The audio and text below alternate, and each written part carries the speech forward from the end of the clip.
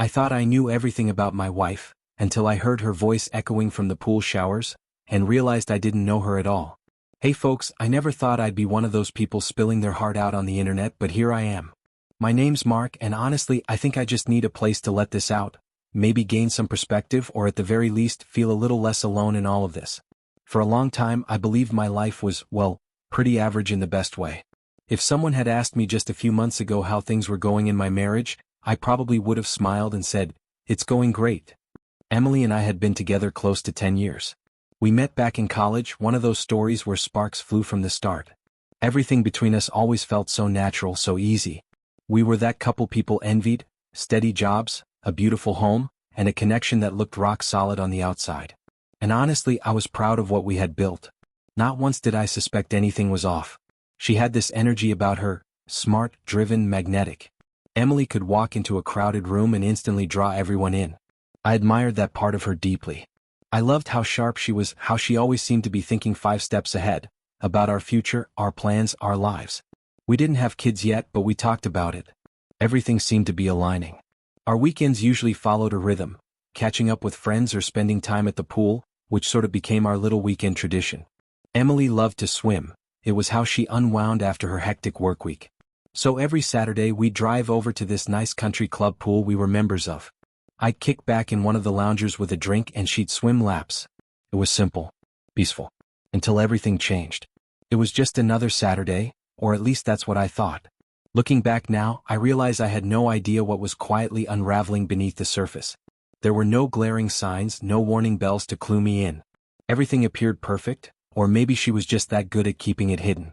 And that's the part that still keeps me up some nights. How does something so massive, so painful, happen right under your nose without you even catching a whiff of it? That day began like any other. We slept in, grabbed brunch at our favorite little cafe, and decided to spend the afternoon by the pool. I remember how blue the sky was, how warm the sun felt. It was one of those days where life just felt good. Emily seemed extra cheerful that day. She laughed more, kissed me on the cheek before we left, even spent time curating a playlist for the drive over. Everything felt light, breezy. I didn't notice the storm she must have been hiding behind that smile. Once we got to the club, it was our usual routine. I settled into one of the shaded cabanas with a drink in hand while Emily dove into the pool. She was graceful in the water, always had been, and I'd often catch myself watching her with this quiet sense of admiration. It was one of those little things that made me fall for her even harder. About an hour passed and she told me she was heading to the showers. It wasn't unusual, she always cleaned up before we headed out. I stayed behind, half glancing at my phone, catching up on emails. Nothing felt out of the ordinary. But something shifted. I stood up to stretch and realized I'd left my sunglasses in the locker room. It wasn't a big deal, just a quick trip to grab them before we left. I figured I'd swing by, maybe even meet Emily on her way out of the showers. I walked down the hall toward the locker rooms. That's when I heard voices. Low, muffled, but definitely coming from the showers. At first, I didn't think twice about it. The place was crowded and people were always chatting. But then, something about one of the voices made me stop in my tracks. It was familiar. Too familiar. It was Emily. My chest tightened and I wasn't sure why. I told myself I was being silly, that it was probably nothing. Maybe she ran into a friend. Maybe I was just tired and reading into things. But curiosity, or maybe it was dread, got the better of me. I took a few cautious steps forward, just close enough to hear better. Then I heard her laugh. And not just any laugh, the kind that's warm, intimate. The kind you don't share with just anyone. And then came her voice, soft, almost teasing. "Shoo, someone might hear us." I froze. My heart was pounding so hard I could barely hear anything else. I didn't want to believe what I was hearing. I didn't want it to be true. But that one line, those 6 words, they hit me like a brick to the chest. I stood there for what felt like forever. I couldn't move. My brain tried to make sense of it, coming up with every innocent explanation possible. But none of them stuck. The way she said it, it wasn't innocent. Everything in me wanted to turn and walk away, to pretend I hadn't heard what I heard. But I couldn't. I had to know. So, with legs that felt like they were made of stone, I stepped closer. Just enough to see. And what I saw shattered me. Through the thick mist rising from the showers, I caught a glimpse of them. Emily, her back to me, standing way too close to some guy I didn't recognize. This wasn't just some casual interaction. He had his hands on her waist, pulling her in like they were in their own little world, totally unaware that I was only a few steps away watching it all unfold. I felt like the air had been knocked out of my lungs. It was as if I had stepped outside my own body, paralyzed, stuck in a scene I couldn't believe was real. I didn't know what I was supposed to do. Should I confront them? Shout? Turn around and walk away? Nothing made sense. The whole thing felt like some cruel illusion, except it wasn't. Then something gave me away. Maybe I shifted my foot too loud or exhaled harder than I realized. Whatever it was, Emily froze. She turned her head just slightly and then our eyes met. I'll never forget the look on her face. All the color drained from it in an instant. She looked stunned, as if she'd just been caught in a moment she never thought I'd see. Everything seemed to stop right there. We just stared at each other, frozen across the haze of steam, while the man next to her took a nervous step back, finally realizing they weren't alone. I was the first to move. The initial shock quickly gave way to something else, something fierce and raw. I was hurt, sure, but more than anything I was angry. Furious. Betrayed in a way I'd never imagined possible. "What is this, Emily?"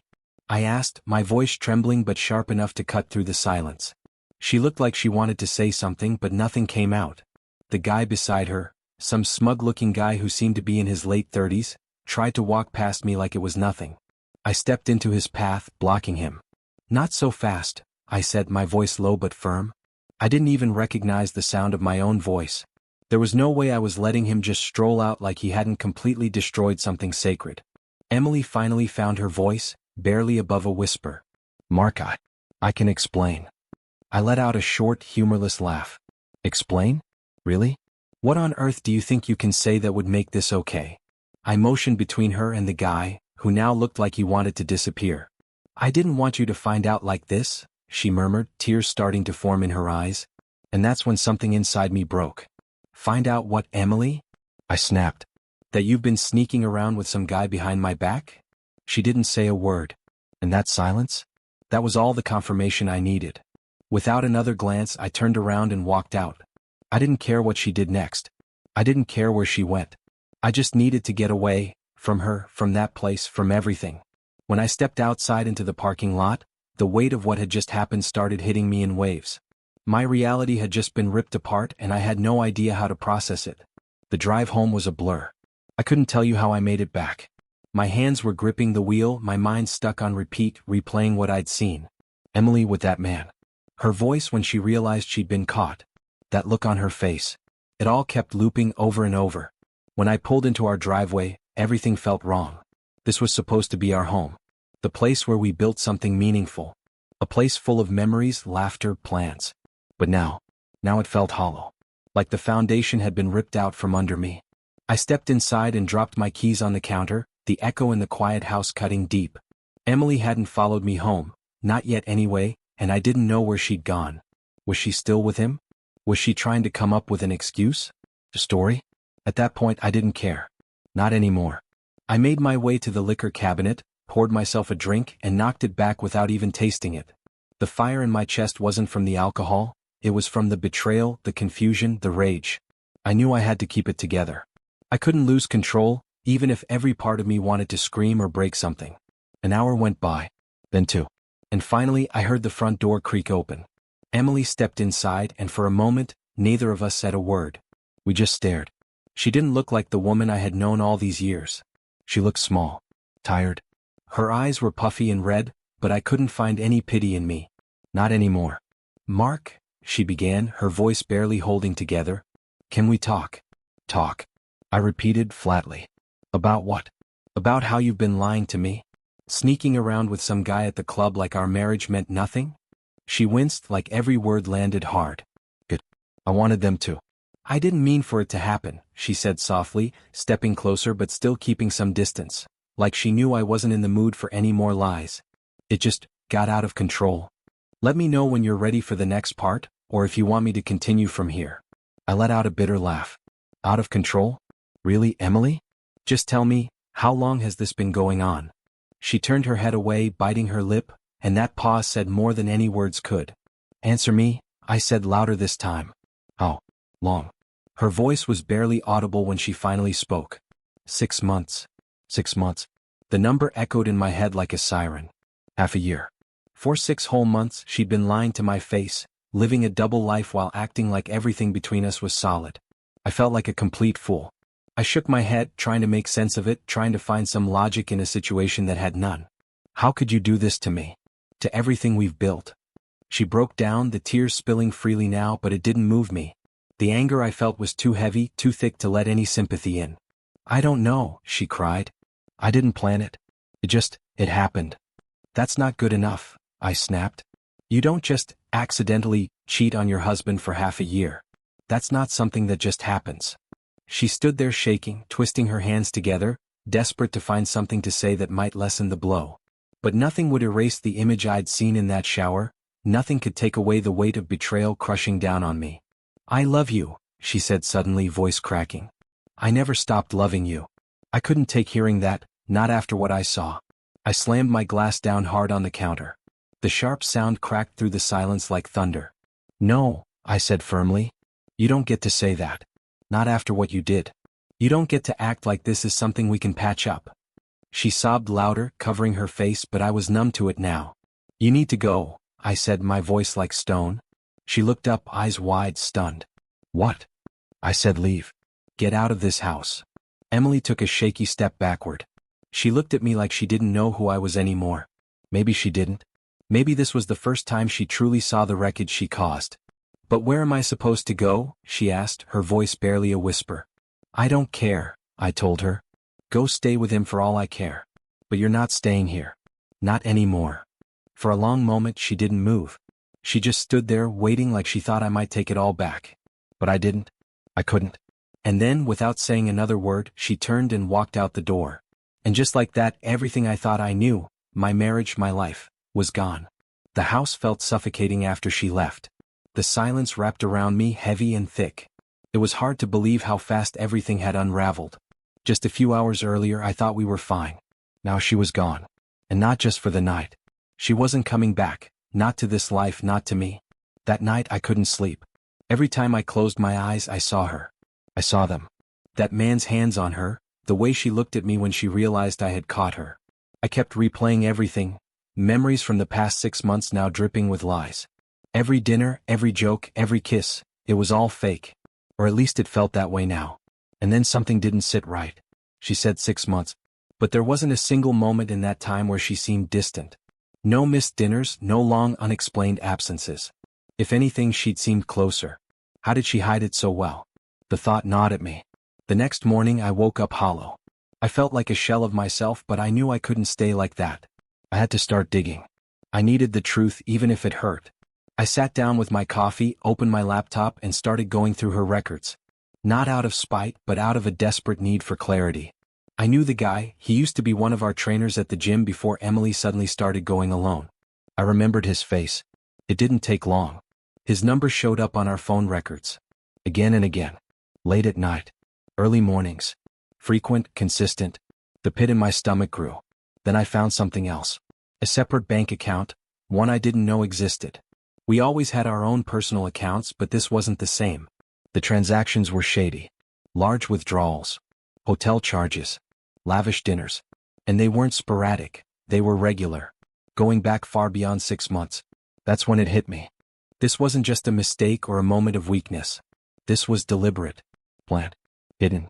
Emily hadn't just been dishonest. She had lived another life entirely. One that started long before 6 months ago. A life filled with secrets I wasn't supposed to uncover. I started digging deeper. Emails, records, receipts. There were encrypted messages. Bookings for trips we never took. Expensive gifts that never showed up in our home. Destinations I'd never heard her mention. I sat there, surrounded by evidence of a life I never knew she had, and the realization crushed me. She didn't just cheat. She lived like a stranger in the same house as me, and I had no idea.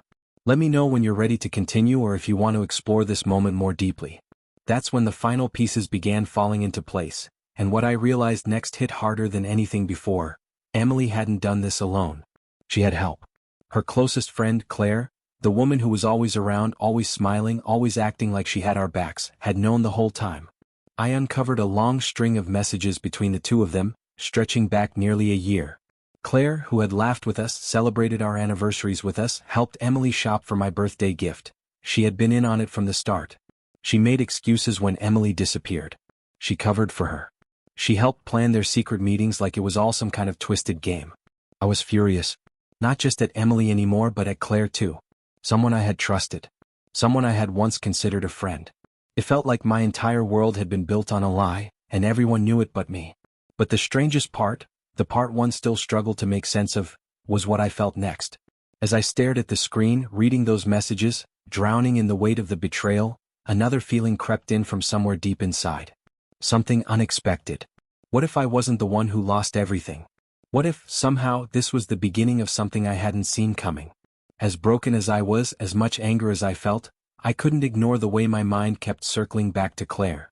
I know it sounds crazy, she was the one who helped hide the affair. I should have been furious with her. And I was. But there was something else too. Something I didn't understand. Something I didn't want to admit. Claire had always been in the picture. She and Emily were inseparable, like sisters. We'd all spent a lot of time together, cookouts, vacations, double dates. Claire and I got along naturally. Maybe even too naturally sometimes. But it never crossed any lines, at least not in my mind. Now though, things felt different. The messages I'd read didn't show Claire as cold or malicious. If anything, she tried to stop Emily. Over and over. Emily, don't do this. He doesn't deserve it. You're playing with fire. Mark's going to find out. You're going to ruin something good. I sat there rereading those lines, feeling 1,000 emotions I didn't have names for. Claire wasn't innocent, but she wasn't just enabling Emily either.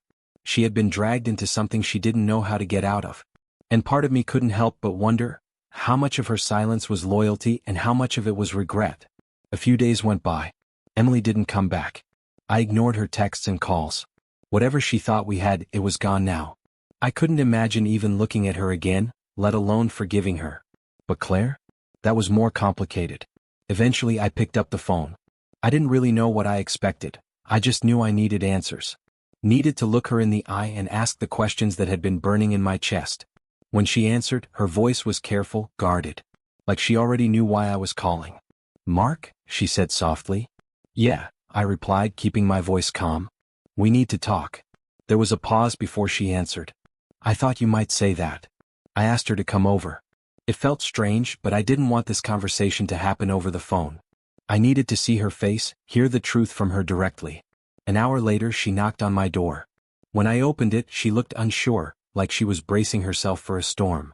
And honestly, I didn't know what to expect either. We sat down in the living room, an ocean of silence between us. For a while, neither of us said a word. She looked at me like she was carrying the weight of every secret Emily had ever told her. "Why didn't you tell me?" I finally asked, my voice low and steady. "Why did you go along with it?" She let out a deep breath and rubbed her hands over her knees. "I didn't help her the way you think, Mark." I tried to stop her. I begged her to come clean. "But Emily, she doesn't listen once she's made up her mind." I was afraid if I pushed too hard, she'd cut me out completely. I shook my head. "It wasn't enough. So you let it happen. You let her cheat on me for a year." Claire winced. The words hurt her, I could see it. "I didn't know what to do," she said, her voice cracking. "I told her it was wrong. I told her you didn't deserve it. But every time I tried to speak up, she'd shut me down. I was scared, and I was weak. I didn't say anything. I just stared at her, trying to read the truth in her eyes. "I'm sorry, Mark," she whispered. "I should have told you. I should have done more." Her eyes welled with tears, and for the first time in days, something in me softened. Maybe it was the way her voice trembled, or maybe it was just the loneliness. I didn't hate her, not like I hated Emily. That feeling wasn't there. "Why didn't you?" I asked again, quieter this time. She hesitated. Her eyes searched mine for a long moment, and then she spoke, soft, almost afraid of the words coming out. "Because I didn't want to hurt you. And if I'm being honest, part of me didn't want to lose you. That made me sit back." Claire looked down, ashamed. "I know it's messed up. I know how it sounds. But I always admired what you two had. And when I saw it falling apart, I didn't just want to protect Emily. I wanted to protect you too." I didn't know what to say. Everything about this situation was wrong, confusing, tangled in things I hadn't even begun to process. But one thing was clear, this wasn't just about Emily anymore. Claire had been caught in the storm just like I had. Maybe not in the same way, but close enough that it hurt her too. And in that moment, I didn't feel anger. I felt something else. Let me know when you're ready for the next part, or if you'd like to continue exploring this dynamic between Mark and Claire. We sat there in quiet stillness, the weight between us beginning to lift just slightly. Something had changed, something subtle but real. Claire wasn't just Emily's accomplice anymore. For the first time I saw her as her own person. Someone who had been pulled into a mess she hadn't created, someone who carried her own wounds. "I don't know what happens next," I said, my voice low but honest. Claire nodded, her gaze soft. "Neither do I. But I'm here, Mark. If you need someone, I'm not going anywhere." And just like that, the crushing loneliness I'd been carrying didn't feel quite so heavy. After Claire left that night, I felt torn. My whole world had just been torn apart, and yet, talking to her had given me something I hadn't felt in days: clarity. There was comfort in her words, in her presence. For the first time since everything came crashing down, I didn't feel completely alone. But even with that brief sense of peace, something lingered. A quiet tension from that conversation. Something that settled deep inside me and wouldn't let go. In the days that followed, Claire and I stayed in touch. It started simple, quick check-ins, texts asking how I was holding up, little messages to let me know she was still there. But it didn't take long for those talks to deepen. Before I even realized it, we were having late-night conversations about everything, about the pain, the anger, the confusion. And somehow, those conversations felt easy. Natural. Like talking to someone who already understood the ache without needing it explained. About a week after that first night, Claire called. Her voice was shaken. "Mark, can I come by? I really need to talk to someone." I paused. I knew this could get complicated. But I also knew that I didn't want to say no. "Yeah," I said softly. "Come over whenever." An hour later, she was at my front door again. Her eyes were red, her shoulders tense. And before I could even ask what was wrong, she stepped inside and wrapped her arms around me. It caught me off guard, but I didn't pull away. Her touch was warm, grounding, and for a moment I let myself breathe. Really breathe. Holding her felt right. We settled on the couch and she opened up, about her job, the stress, how everything had been falling apart in her own life. And then she said it. "She blames me, you know," Claire whispered. "Emily says I betrayed her just by talking to you. Like I'm the one who broke something." I felt a spike of anger.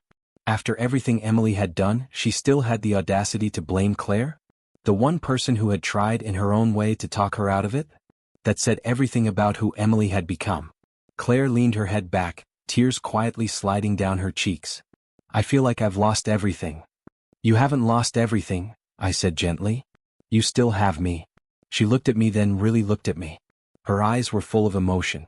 In that moment I felt something shift again, something deeper. It wasn't just grief anymore. It was connection. Without thinking, I reached out and took her hand. She held on tight. "Mark," she whispered, uncertain, as if she were asking permission for something neither of us could define. Before I could think it through, I leaned in and kissed her. It was hesitant at first, careful, almost unsure. But it wasn't awkward. It felt like the breaking of a dam. The pain, the loneliness, the longing we both carried, it poured into that kiss. Claire kissed me back with a kind of tenderness that caught me off guard. Her hands found my shoulders and I let her hold me there, just for a moment. This wasn't about lust or impulse. It was about two people trying to feel whole again. And then, as suddenly as it started, I pulled away. My heart was pounding, the air thick with everything unsaid. Claire stared at me wide-eyed. Her lips parted, breath uneven. "Oh, I'm sorry," I said, barely above a whisper.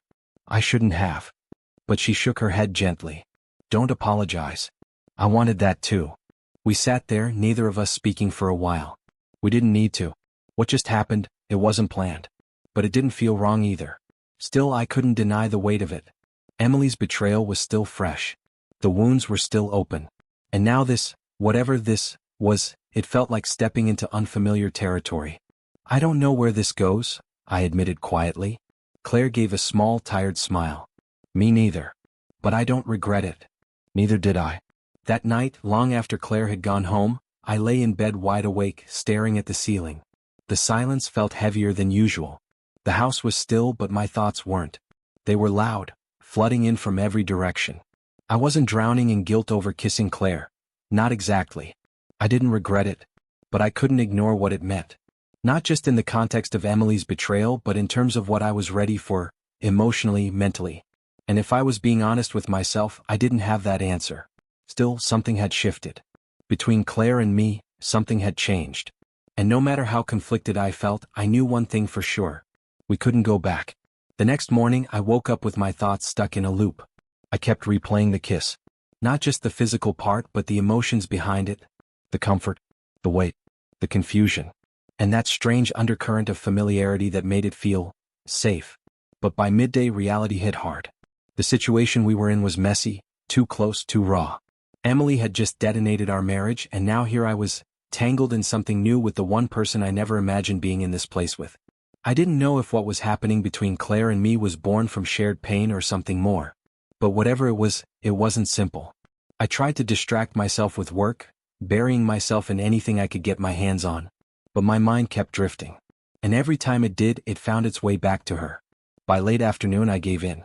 I picked up my phone and sent a message. "Hey, you doing okay?" She replied a few minutes later.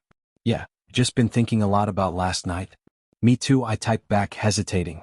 "Do you regret it?" There was a long pause. My heart beat a little faster as I stared at the screen, waiting. "No, I don't. But I think we should talk. In person." I agreed. And a few hours later, Claire was at my door again. This time felt different. The air between us was charged with all the things we hadn't said yet. The weight of last night hung there, lingering like a question we were both afraid to ask. We sat on the same couch where it had all unfolded. For a while, neither of us said a word.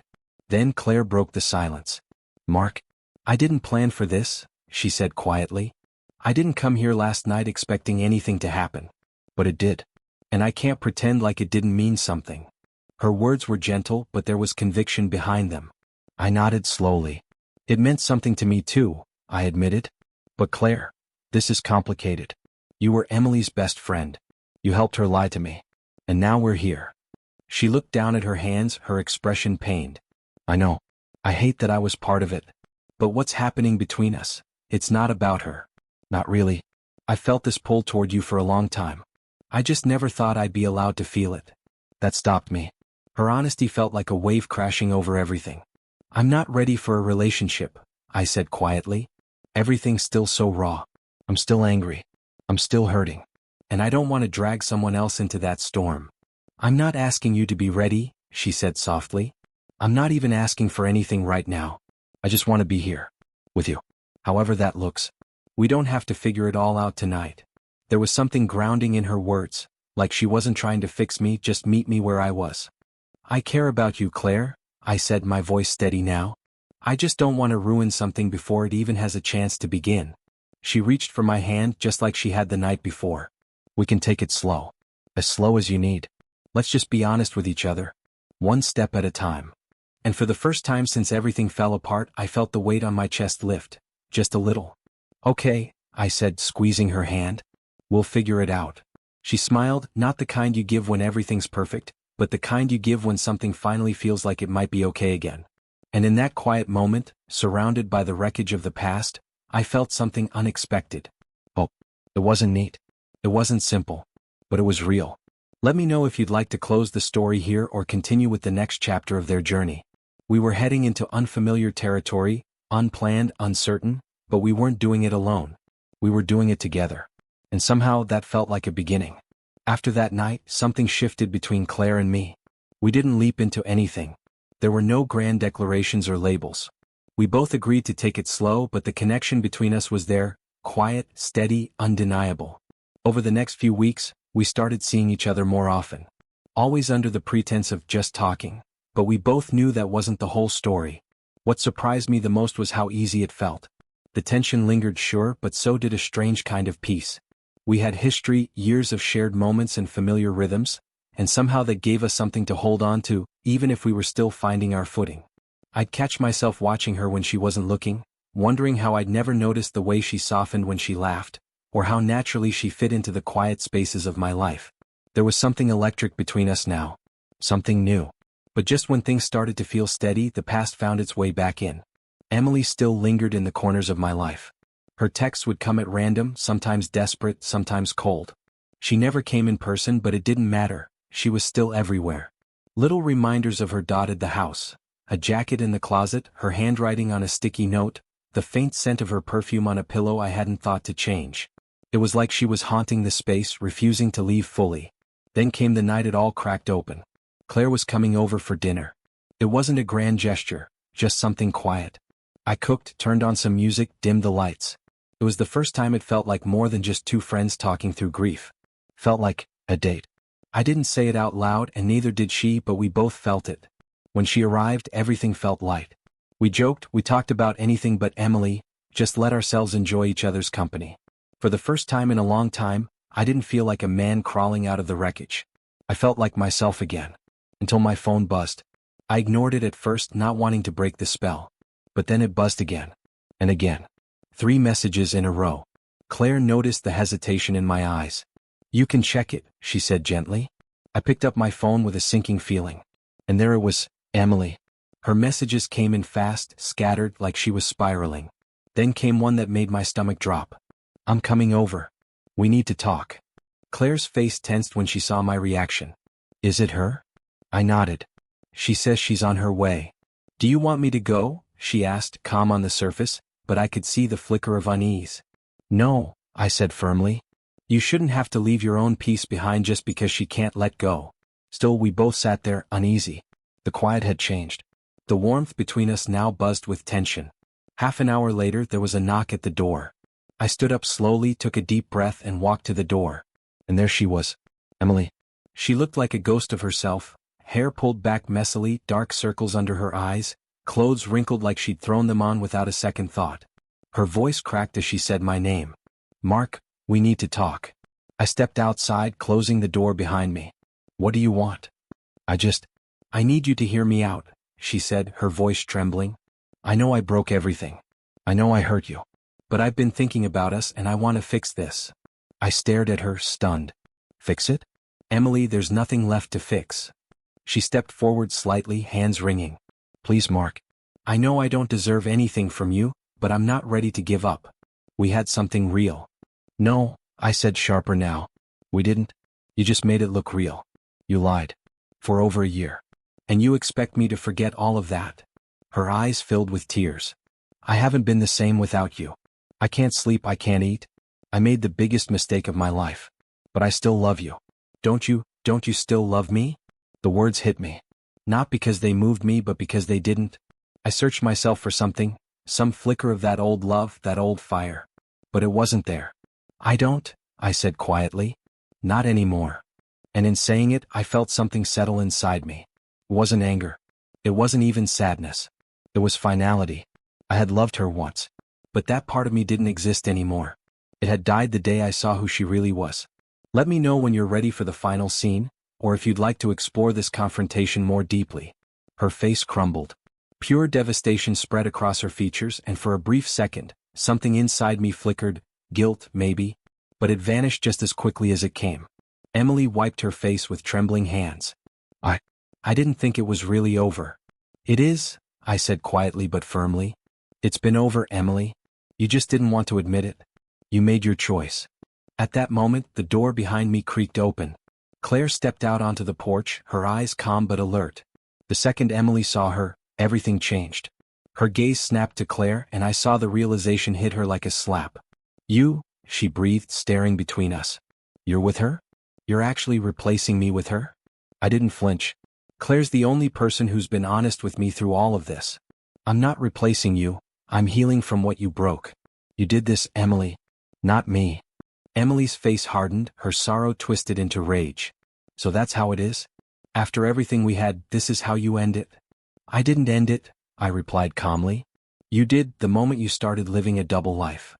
She stared at me as if searching for some opening to claw her way back into the story. But there was nothing left for her to grab. She backed away, her voice bitter, sharp. "You'll regret this," she hissed. "You'll both regret this." Then she turned and walked into the night. I stood there for a few seconds, letting the silence settle over me like a final exhale. Claire came to my side, and when I looked at her, she gave me the smallest, most understanding smile. The kind that didn't try to fix anything, just let me know I wasn't alone. "You okay?" she asked softly. "I don't know," I admitted. "But I do know she's gone, and you're still here." And somehow that made all the difference. A year passed. Looking back, it felt like I'd lived through an entire lifetime in those 12 months. Life with Claire had unfolded more naturally than I could have imagined. What started in the wake of betrayal became something honest, something real. We didn't rush. We didn't pretend to be perfect. But we showed up for each other, every single day. We moved in together after a few months. There were rough patches, old scars that flared up from time to time, moments when the past would knock on the door uninvited. But Claire never walked away. She met every fear with patience, every silence with presence. And slowly we built something solid. Something ours. Then everything changed again. Claire came home from work one evening with that look, quiet, hesitant, eyes full of something unspoken. She sat beside me on the couch, took my hand and said 5 words that made my heart stop. "Mark, I'm pregnant." For a few seconds I couldn't breathe. My world tilted, reshaped itself around those words. Pregnant. We were going to have a baby. I sat there, stunned. And then the emotion hit me all at once. Relief, excitement, disbelief, joy. I pulled her into my arms and held her like she might disappear. "Oh, I'm over the moon," I whispered. Her laughter was shaky with tears, and together we let the idea sink in. We were going to be a family. The next few months were a blur of nursery paint colors, doctor's appointments, late-night name debates, and whispered plans about the future. Claire glowed. And for the first time in a long time I felt grounded. Settled. Ready. But Emily wasn't done haunting us. She didn't reach out directly much after that night on the porch, but her presence lingered. She called mutual friends, told stories about betrayal and abandonment. But people knew the truth. They stopped listening. Still, 2 weeks before Claire's due date I saw her. I was at a department store picking up some last-minute baby items. I had just stepped out with bags in hand when I saw her across the parking lot. Emily. She looked like the version of herself she always tried to project. Put together, designer clothes, confident. But it was a mask. Her eyes were tired. Her smile didn't reach her face. And when she saw me, that mask cracked. "So," she said, her voice cool, "you're really doing it? Building a new life, with Claire?" I didn't reply at first. There was no point in arguing with someone still stuck in their version of the past. "I'm happy," I said simply. "We're having a baby." The word hit her like a brick. Her expression changed, bitterness flashing, followed by something like sorrow. "A baby? With her?" she muttered. "You really replaced me that fast?" I took a breath. "I didn't replace you, Emily. You ended what we had. All I did was move forward." She stared at me for a long time, like she couldn't believe what she was hearing. But deep down she knew. She'd lost, not to Claire, not to me, but to herself. "Good luck," she said at last, her voice cold. "You'll need it." And then she walked away. I stood there for a while watching her leave, and I didn't feel anger. I didn't feel triumph. I just felt done. That night I came home to Claire, glowing, laughing, radiant. She wrapped her arms around me and I kissed her, resting my hand on the life growing inside her. That was my closure. Emily was the past. Claire was the present. And everything ahead of us, the sleepless nights, the first steps, the quiet moments of chaos and joy, was the future. A future I never imagined. A future I wouldn't trade for anything.